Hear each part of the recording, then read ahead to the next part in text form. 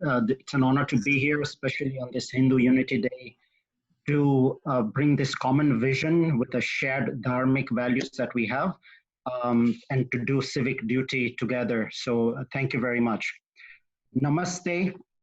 It is my great honor, pleasure, and privilege to introduce Satguru Bodhinatha Veylanswami ji, the spiritual leader and head of Kawai's Hindu monastery since 2001, when the founder and his guru, affectionately known as Gurudev Satguru Shivaya Subramania Swami, attained Mahasamadhi. He began his monastic training in June 1965 and at his guru's San Francisco monastery here in the Bay Area. In March 1972, he received sannyas diksha from Gurudev at Sri Subramunia's ashram in Sri Lanka. And in 1988, Swamiji spent 6 months on a pilgrimage in India in preparation for initiation as an acharya. Upon returning to Kauai, he was ordained as the first acharya of the religious order. From 1993, he managed the formation and development of a now $18 million Hindu Heritage Endowment, a tax-exempt endowment that provides income to several Hindu initiatives and institutions across the world. It's a very visionary and impactful endowment. In 2011, he was honored by Shiva Acharyas of India for overseeing a 3-year project that digitalized over 1 million inscribed palm leaves to preserve and share 10,000 deteriorating manuscripts with the world, including the Shiva Agams and other important. Is immersed in a series of educational projects, including authoring 2 recent books, Path to Shiva and Guru's Wisdom. He is publisher of the international quarterly magazine, Hinduism Today, as we heard, in which he also writes a 2-page editorial on contemporary issues involving the Hindu community. The most recent ones provided insights into how working more from home can be used to energize our home shrine room and strengthen family ties. I would now request Sadhguru Bodhinath ji to bless us with his Ashirvachan. Pranam, Swamiji. Thank you very much for the introduction. I'm very pleased to be with HSS this afternoon for this Hindu Unity event. Can you hear me okay? Is the voice clear? Yes. Okay. As the world rapidly becomes a global village, Hindu leaders are collectively discovering that Hindu unity is more important than ever before. Through such unity, Hinduism can stand proudly alongside the other religions of the world, serving its followers, protecting their rights, and working with governmental and private agencies for the upliftment of society. Through such unity, the wise voice of the great-grandfather of religious experience can be heard. A voice of tolerance and compassion born of a reverence of the divine within all beings and all things. Certainly that voice is dearly needed now to help guide humanity through this violent, perilous time with so many challenges in every area of life. A mutual Hindu front based on the eternal laws of Dharma will be a potent social and political force, but the integrity of that unity depends on how we define it. Some would define it as a unity in sameness, perhaps because they find Hinduism's phenomenal diversity too complex, too confusing, too great an obstacle to the kind of social and political unity that they envision. But as my guru Shivaya Subramania Swami observed, it is not uniformity or sameness that we seek. It is solidarity, individuals coming together for common purposes, celebrating their differences and pursuing their unique ways, not denying them or trying to restrain or even destroy them. My guru founded our quarterly international magazine, Hinduism Today, in 1979, and looked at the magazine as an important vehicle for promoting Hindu unity, and made that the first of the magazine's 6 purposes: to foster Hindu solidarity as a unity in diversity among all sects and lineages. Therefore, I was pleased to find the email invitation to this HSS event states that the Hindu tradition is rich in its diversity, encompassing every aspect of human life, from languages to customs, and from spiritual precepts to philosophical traditions. And that this diversity is based on a deeper level of unity and oneness. So I'd like to offer a story to share the idea of diversity. Stories are always the best part of talks.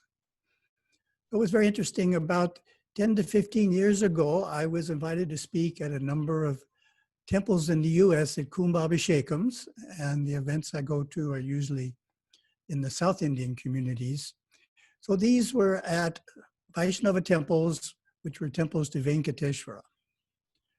And I developed a standard talk for the visits, and always like to challenge the devotees with this question, which gets everyone's attention. Sometimes it's hard to get attention at a Kumbhabhishekam, there's so much going on. But this question does it. Have you ever heard a discussion between 2 or more Hindus as to who is superior, Vishnu or Shiva? That gets the attention. Of course, many of those present immediately think I will say Shiva is superior because I am a Saivite. My answer surprises them in that it states they are equal. And the reason they are equal is because each is a supreme being to a different Hindu denomination. Said another way, Hindus all believe in a one supreme being. They just don't agree on the name or nature of that being. To some he is Vishnu, and to others he is Shiva. There is a famous Vedic verse that brings clarity to the idea of supreme being in Hinduism. As we know, it is Ekam Sat Vipra Bahudha Vadanti, which is translated as truth is one. Sages express it variously. The temple I have visited, which best presents the diversity of the Hindu approach to the deity, is the Hindu Temple of Minnesota. This temple has a total of 21 shrines, which they call mini temples, for deities from all across India. And a unique feature is that each mini temple is built in the same style as that temple is in India. Not only is the diversity of deities presented, but also the diversity of temple architecture. To conclude this opening section, the main idea is that for Hindu unity to be strong, there is a need to accept the diversity of worship and respect the deities other Hindus choose to worship, as well as the differences in philosophies and practices. Hindus the world over, while following unique and varied paths, are united by their belief in karma, dharma, the all-pervasiveness of God, the sanctity of the Vedas, reincarnation, non-injuriousness, enlightenment, yoga, the illumined guru's centrality, and the mysticism of worship. That is the basis for coming together to help one another and to reach out to the world. Hindu leaders of varied sects and lineages are coming forward. Their wisdom is being articulated at global forums and interfaith councils, conferred through advisory boards to governments, taught in classrooms, and broadcast via TV and the internet. All this is possible because Hindu Vaishnavites, Hindu Smartas, Saktas, Hindu Saivites, devotees of every tradition are proud and willing to stand up and work together as brother and sister Hindus, respecting and encouraging the efforts of one another, uplifting the world by the power of their own enlightenment.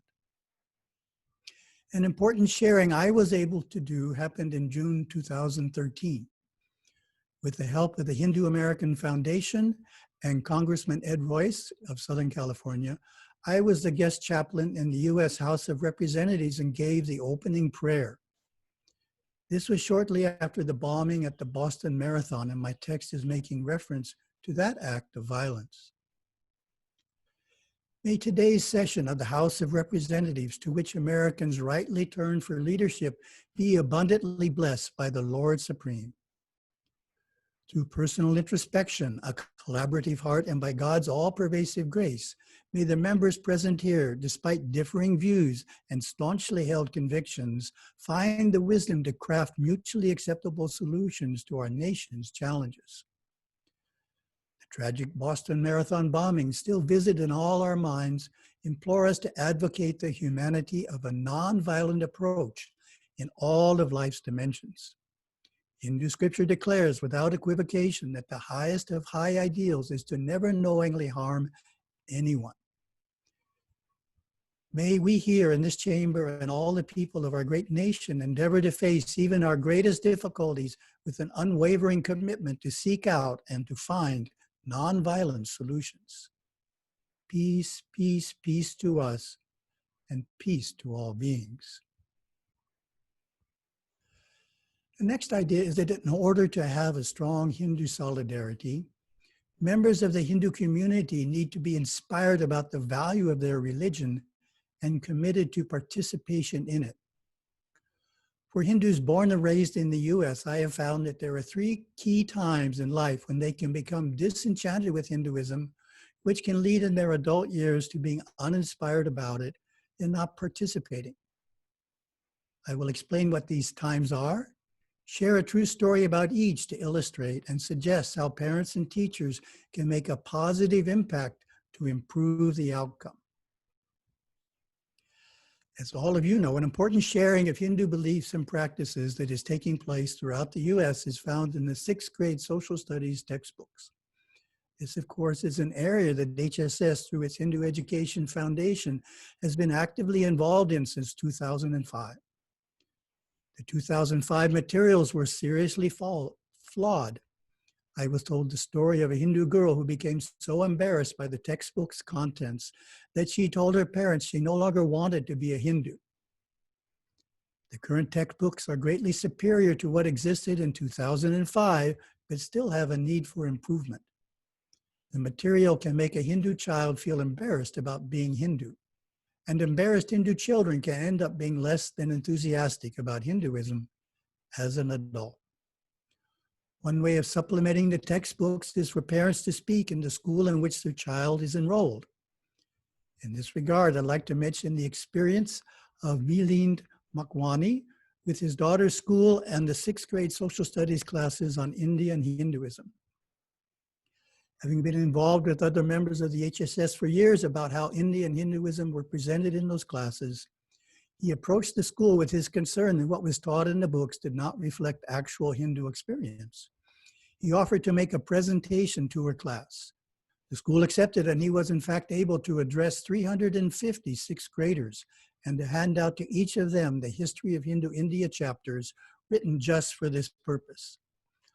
I highly encourage parents, especially of 6th and 7th graders, to take such action. Approach the school, explain your concerns, and offer to either personally give a presentation or bring someone to do so. You should find the schools receptive, often appreciative of the offer, and as a parent of a child in their school, your concerns and others will be taken seriously. We have created not only the book, History of Hindu India, but a series of video documentaries on YouTube with millions of views to supplement your presentation. And on the lighter side, we're working on 15 charming songs, because songs stick in the minds of young people. So there's 15 songs with the contents of the history lessons that are being worked on. The second challenge to growing up Hindu in this country is that Hindu children generally stop attending temple or weekly satsang in their mid-teens. This is a universal phenomena in the US. And may not even take it up again as an adult. One of the common reasons for stopping participating is illustrated in the following true story. I was invited to a Hindu home in northern Greater Houston, where during the evening I talked to the 17-year-old son who was about to go off to start his pre-medical studies. There was a new temple nearby their home, which he and his sister walked to attend the pujas, and they went regularly. But he confessed he found the pujas boring. So I could tell that in his mind, the pujas equated to Hinduism, that Hinduism wasn't anything more than the temple and the pujas in it. And if the pujas were boring, Hinduism was boring. So this event impressed on me the need for parents and teachers of Hinduism to be sure to convey the fullness of Hinduism, that it is not just the temple or the weekly satsang. I like to do that by dividing Hinduism into 5 facets. Hinduism is a multifaceted religion. I stress that to know and practice Hinduism in the fullest sense, one should engage in all the areas it encompasses: dharma, worship, selfless service, philosophical study, and meditation. Together, these 5 make for a complete physical, mental, emotional, and spiritual regimen to follow throughout life. So the idea is sometimes Hinduism, even if children are attending classes, is not presented in a broad enough way. And this is making suggestions on the areas to include when you're presenting it broadly. The first facet is dharma, which is foundational. Dharma includes the basic values of right and wrong and the basic duties to family and community, which need to be taught and labeled as Hindu. Why I say labeled as Hindu is this young man in the story was a very cultured young man. But you could tell that he didn't think the way he was living had anything to do with the Hindu religion, that he was dutiful to his parents, studying hard, etc. He had no clue that these were Hindu values and should have been labeled as such when presented to him. Seva, volunteer projects, as we saw in the video there, a very important part of training in Hinduism and form the second facet. Some younger people find seva much more fulfilling than devotional practices. And again, it's very important when performing seva that it's labeled as a Hindu practice. We are doing selfless service. We are worshiping God through being of service to God who indwells in other people. Third facet is the common one, temple and satsang, going on pilgrimage. And these practices deepen humility and raise the subtle energies to the higher chakras of cognition and divine love. Scriptural study is important and is the fourth facet. It builds a firm foundation of philosophical clarity and accurate understanding of God's souls and world that enhances and informs every aspect of one's life. The fifth facet is meditation and other yogic sadhanas, which are the doorway to personal realization. I know of Hindu youth who discovered meditation through Buddhist Vipassana retreats sometime in their 20s. And even to this day, they're still not familiar with the Hindu approach to meditation.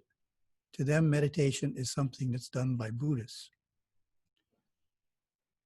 So the idea is, in presenting the broadness of Hinduism to Hindu youth through explaining all 5 facets, hopefully the youth will find one or more of its facets interesting, particularly if they find the temple or the satsang group boring. And we have our third key time here. Many of my talks over the years, I've spoken about the idea of the secularizing influence of modern universities on our Hindu youth. Surprisingly, and this is still true today, almost none of the parents and teachers present had ever heard of this erosive phenomenon. I explained that in the university environment, reason and science dominate and religion is presented as a lesser subject. Some academics argue that the concept of religion has outlived its purpose and should be abandoned. As a result of years of exposure to intellectual secularism, there is a strong trend among university students to reject the religion in which they were raised. And the interesting fact is this applies to youth of all faiths, not just Hindus, youth of all faiths with few exceptions. This rejection of religion takes several forms, but there are 3 that are the most common. 1, converting to the beliefs of atheism. 2, adopting secular humanism. Or 3, becoming spiritual but not religious, abbreviated as SBNR. So there's not enough time in today's talk to say anything in detail about each of the 3, but for those who are interested, I have written The Publisher's Desk, which is the name of my editorial piece in Hinduism Today on each of these 3. There's 3 separate editorials that explain them in detail. And now the story. This is a very compelling story to approach things differently if you have children about to go off to the university who are still in university. I personally know Hindu families whose son or daughter has returned from university studies and confronted mom and dad with a statement such as the following. At the university, I was taught to believe in the scientific method, that everything needs to be provable. There is no proof for the existence of God. Therefore, I no longer believe in God. I am an atheist. Most parents are shocked by such a statement and have no idea what to say or do in response. What parents and teachers can do to lessen the secularizing influence of Western universities is to be knowledgeable in atheism, secular humanism, and spiritual but not religious, and talk to the children before they go off to the university, as well as they are in university, about these three important topics. Thank you very much. Om Shanti.